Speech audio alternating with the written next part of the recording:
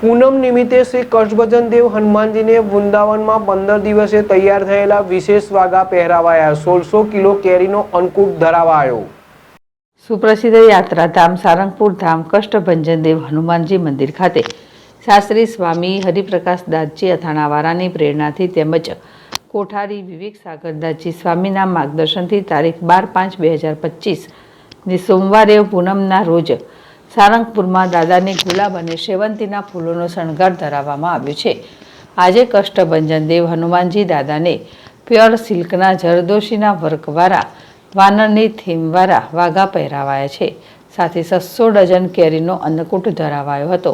આજે સવારે 5:30 કલાકે મંગળા આરતી પૂજારી સ્વામી અને સવારે 7 કલાકે કોઠારી શ્રી વિવેક સાગરદાસજી સ્વામી અથાણાવાળા દ્વારા શણગાર આરતી કરવામાં આવી હતી. આજે અનેક હરિભક્તોએ દર્શનનો લાભ લઈ ધન્યતાનો અનુભવ કર્યો હતો. પૂજારી સ્વામીએ જણાવ્યું કે આજે સોમવાર અને પૂનમ નિમિત્તે કષ્ટભંજન દેવ હનુમાનજીને દાદાના વૃંદાવનમાં 15 દિવસની મહેનતે બનાવેલા પ્યોર સિલ્કના જરદોશીના વર્કવાળા વાનર થીમવાળા વાઘા પહેરાવ્યા છે. દાદાના સિંહાસને ગુલાબ અને સેવંતીના ફૂલનો શણગાર કરાયો છે. આ ઉપરાંત આજે દાદાને 600 ડઝન કેરીનો અન્નકૂટ ધરાવવામાં આવશે, જે બાદ કેરીનો પ્રસાદ ભક્તોને આપવામાં આવશે. આજે હનુમાનજીને 1 કિલો પ્યોર સોનામાંથી બનેલો રજવાગડી મુગટ અને કુંડળ પહેરાવવામાં આવ્યા છે.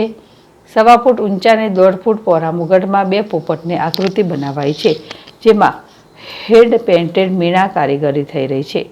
એટલું જ નહીં, મુગટમાં ફૂલ, ઝાડ અને 2 મોટા કમળની ડિઝાઇનને 4 ચાંદ લગાવે છે. તો 350 કેરેટ લેબ્રોન ડાયમંડથી જડતર કરાયેલો આ મુગટ બનાવતા 18 કારીગરોને 3 મહિનાનો સમય લાગ્યો હતો.